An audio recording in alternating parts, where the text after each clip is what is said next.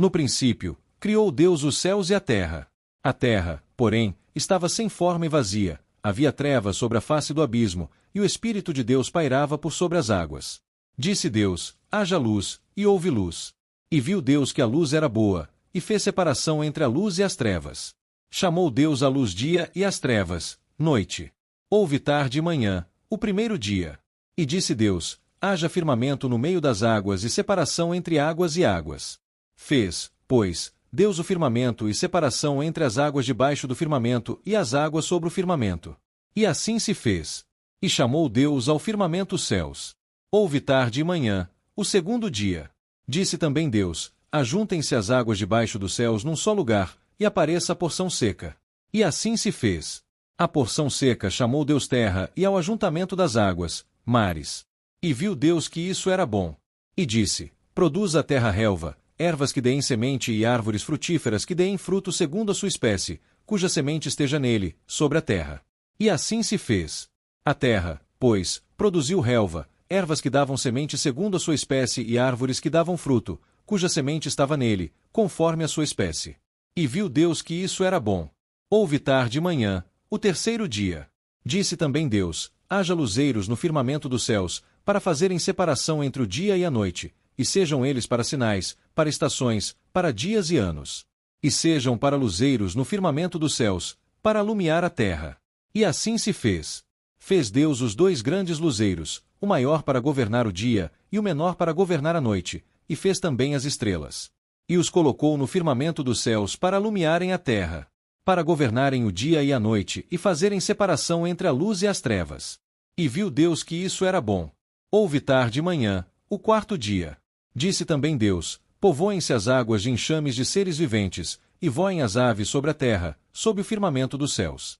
Criou, pois, Deus os grandes animais marinhos e todos os seres viventes que rastejam, os quais povoavam as águas, segundo as suas espécies, e todas as aves, segundo as suas espécies. E viu Deus que isso era bom. E Deus os abençoou, dizendo: sede fecundos, multiplicai-vos e enchei as águas dos mares, e, na terra, se multipliquem as aves. Houve tarde e manhã, o quinto dia. Disse também Deus: produz a terra seres viventes, conforme a sua espécie, animais domésticos, répteis e animais selváticos, segundo a sua espécie. E assim se fez. E fez Deus os animais selváticos, segundo a sua espécie, e os animais domésticos, conforme a sua espécie, e todos os répteis da terra, conforme a sua espécie. E viu Deus que isso era bom.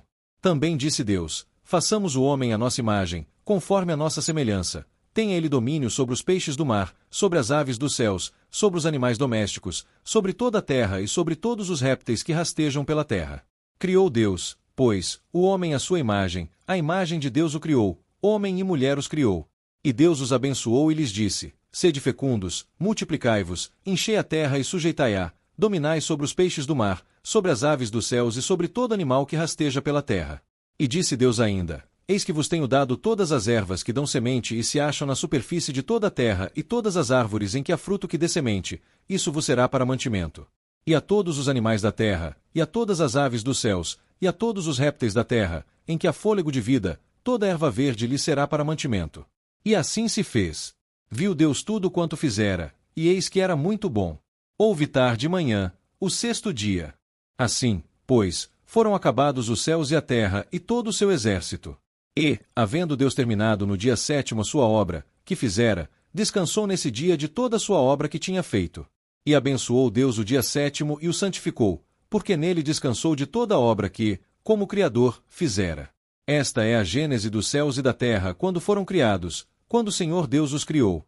Não havia ainda nenhuma planta do campo na terra, pois ainda nenhuma erva do campo havia brotado, porque o Senhor Deus não fizera chover sobre a terra, e também não havia homem para lavrar o solo. Mas uma neblina subia da terra e regava toda a superfície do solo. Então, formou o Senhor Deus ao homem do pó da terra e lhe soprou nas narinas o fôlego de vida, e o homem passou a ser alma vivente. E plantou o Senhor Deus um jardim no Éden, na direção do oriente, e pôs nele o homem que havia formado. Do solo fez o Senhor Deus brotar toda sorte de árvores agradáveis à vista e boas para alimento, e também a árvore da vida no meio do jardim e a árvore do conhecimento do bem e do mal. E saía um rio do Éden para regar o jardim e dali se dividia, repartindo-se em 4 braços. O primeiro chama-se Pison, é o que rodeia a terra de Avilá, onde há ouro. O ouro dessa terra é bom, também se encontram lá o bdélio e a pedra de ônix. O segundo rio chama-se Gion, é o que circunda a terra de Cuxi. O nome do terceiro rio é Tigre, é o que corre pelo oriente da Síria. E o quarto é o Eufrates. Tomou, pois, o Senhor Deus ao homem e o colocou no jardim do Éden para o cultivar e o guardar. E o Senhor Deus lhe deu esta ordem: de toda a árvore do jardim comerás livremente. Mas da árvore do conhecimento do bem e do mal não comerás, porque, no dia em que dela comeres, certamente morrerás. Disse mais o Senhor Deus: não é bom que o homem esteja só, far-lhe-ei uma auxiliadora que lhe seja idoneia. Havendo, pois, o Senhor Deus formado da terra todos os animais do campo e todas as aves dos céus, trouxe-os ao homem, para ver como este lhe chamaria, e o nome que o homem desse a todos os seres viventes, esse seria o nome deles. Deu nome o homem a todos os animais domésticos, às aves dos céus e a todos os animais selváticos. Para o homem, todavia, não se achava uma auxiliadora que lhe fosse idoneia. Então, o Senhor Deus fez cair pesado sono sobre o homem, e este adormeceu, tomou uma das suas costelas e fechou o lugar com carne. E a costela que o Senhor Deus tomara ao homem, transformou-a numa mulher e lhe a trouxe.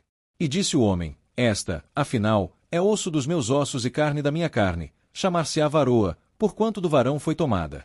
Por isso, deixa o homem pai e mãe e se une à sua mulher, tornando-se os dois uma só carne.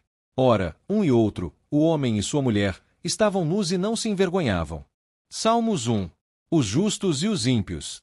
Bem-aventurado o homem que não anda no conselho dos ímpios, não se detém no caminho dos pecadores, nem se assenta na roda dos escarnecedores. Antes, o seu prazer está na lei do Senhor, e na sua lei medita de dia e de noite. Ele é como árvore plantada junto à corrente de águas, que, no devido tempo, dá o seu fruto, e cuja folhagem não murcha, e tudo quanto ele faz será bem-sucedido. Os ímpios não são assim, são, porém, como a palha que o vento dispersa. Por isso, os perversos não prevalecerão no juízo, nem os pecadores, na congregação dos justos. Pois o Senhor conhece o caminho dos justos, mas o caminho dos ímpios perecerá.